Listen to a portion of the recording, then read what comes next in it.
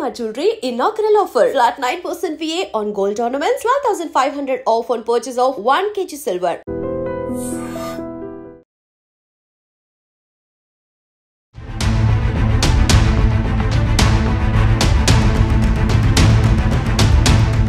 నమస్కారం, welcome to I dream.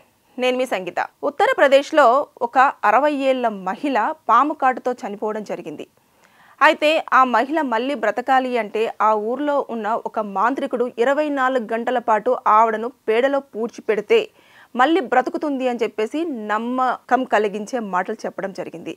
ఇమీడియట్గా వాళ్ళు అదే పనిని చేశారు. చేసిన తర్వాత 24 గంటల తర్వాత చూస్తే ఆ మనిషి బ్రతకలేదు. బ్రతకపోయేసరికి 1 గంట 2 గంటల పాటు కూడా ఏదో ఆయనకు వచ్చిన విద్యలన్నీ చేశాడు. అయినా అప్పటికి కూడా బ్రతకపోయేసరికి ఇక తీసుకెళ్ళి అంత్యక్రియలు అనేది చేయడం జరిగింది.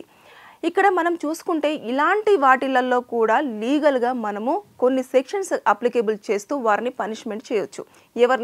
ఎవరైతే నేను మాంత్రికుడిని, నాకు ఇలాంటి విద్యలు వచ్చు, నేను ఆవిడని బ్రతికిస్తాను అని చెప్పేసి మాటలు చెప్పాడు కదా, ఆ వ్యక్తి మీద మనం ఇండియన్ పీనల్ కోడ్ సెక్షన్స్ కింద కేసులు ఫైల్ చేయొచ్చు.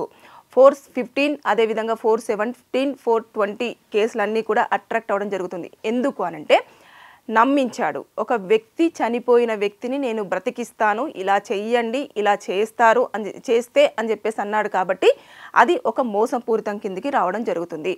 అలాగే చీటింగ్ చేశాడు. చీటింగ్ అంటే వారి దగ్గర నుంచి ఎంతో కొంత డబ్బులు అయితే తీసుకొని ఉంటాడు. ఇలాంటి పని చేయాలి కాబట్టి అతను ఏదో మంత్రాలు చదవడం కానివ్వండి, ఇలాంటివి కానీ చేస్తూ ఉంటాడు కాబట్టి ఎన్నో కొన్ని డబ్బులు తీసుకొనే ఉంటాడు.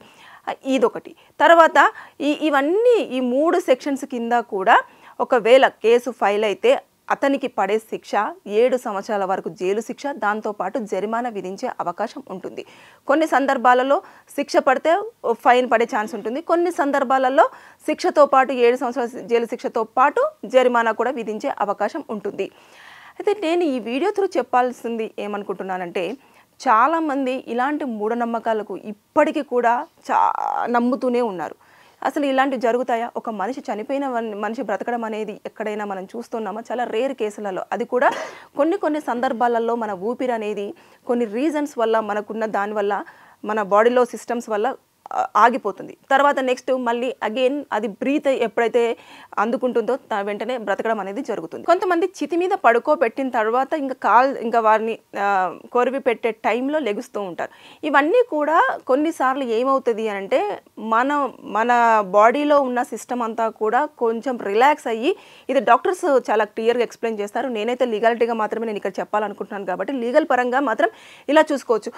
ఇదంతా మనం చూసుకుంటే ఇప్పటికీ కూడా ఎక్కువ మంది చదువుకున్న వారే ఇలాంటి మూఢనమ్మకాలను నమ్ముతున్నారు. ఇంకా ఊర్లో చదువు లేని వాళ్ళు అవన్నీ నిజాలు కాదు, ఎలా ఉంటే అలా నడిచిపోతుంది అని చెప్పేసి అనుకునే వాళ్ళే ఉంటారు. కానీ ఎక్కువ మోస్ట్లీ మాత్రం చదువుకున్న వాళ్ళు ఇలాంటి వాటికి అట్రాక్ట్ అయి 24 గంటల్లో ఆ మహిళ ఎలా బ్రతుకుతుంది? పేడలో పూర్తి చేస్తే, అది కూడా ఆవు పేడలో.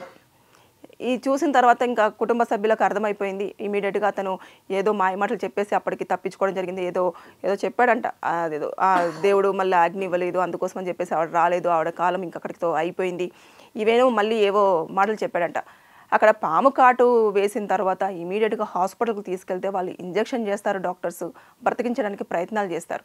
అంతేగాని ఇక్కడ పాము కరిచిన తర్వాత చనిపోయిన వ్యక్తిని నేను ఖచ్చితంగా నోట్లో నుంచి నొరగొచ్చేసింది, ఆవిడంతా కూడా కలర్ చేంజ్ అయిపోయింది, అయినా ఆయన మాత్రం నేను బ్రతికిస్తాను, పేరులో పూర్తి చేయని చెప్పేస్తే ఈజీగా కుటుంబ సభ్యులు నమ్మేశారు.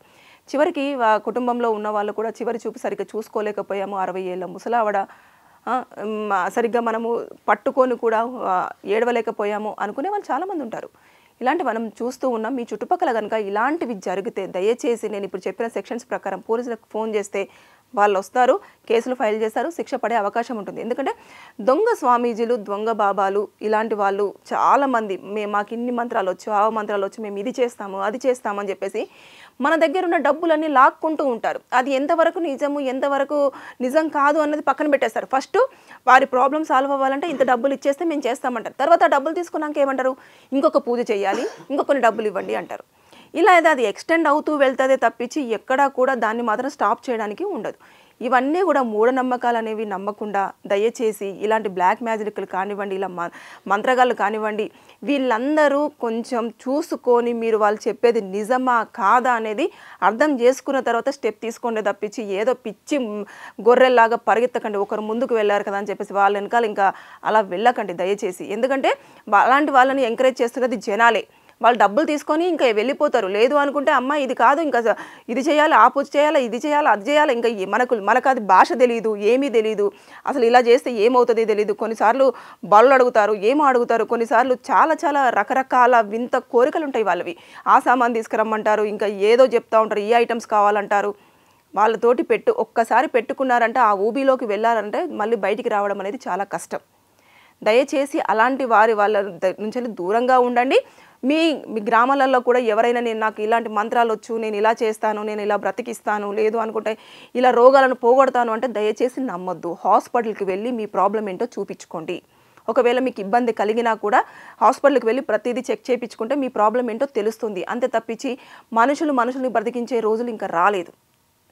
దయచేసి వెయిట్ చేయండి. సైంటిస్టులు కూడా ఇప్పటికి దాని మీద ఇంకా రీసెర్చ్లు చేస్తూనే ఉన్నారు.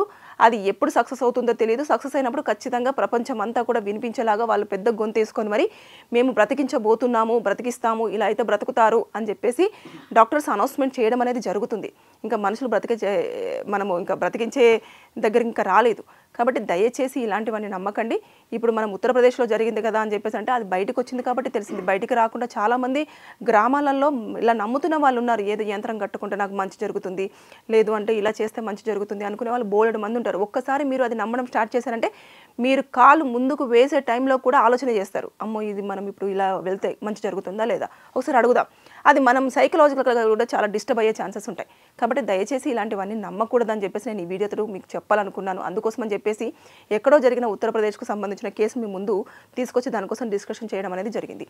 ఈ వీడియో చూస్తున్న వారికి ఎవరికైనా సరే లీగల్గా ఏమైనా డౌట్స్ ఉంటే కింద కామెంట్ రూపంలో తెలియజేయండి. దానిపైన పూర్తిగా సమాచారంని ఎక్స్ప్లెయిన్ చేస్తూ వీడియో చేయడం జరుగుతుంది. Thank you. And don't forget to subscribe to iDream.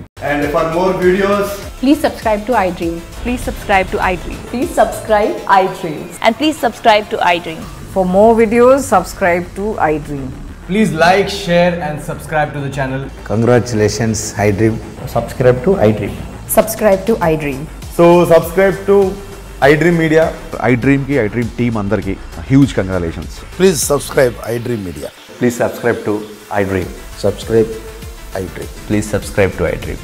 iDream అంటే నా కళల ఛానల్ సబ్స్క్రైబ్ చేసుకున్న నోరు తిరుగుతలేదు, మీరైతే గంట గుర్తు కొట్టండి. For more such videos, please subscribe to iDream. Subscribe to iDream. Please subscribe to iDream. Please subscribe iDream Media. Please do subscribe to iDream. Please subscribe to iDream Media. For best entertainment and information, please subscribe iDream.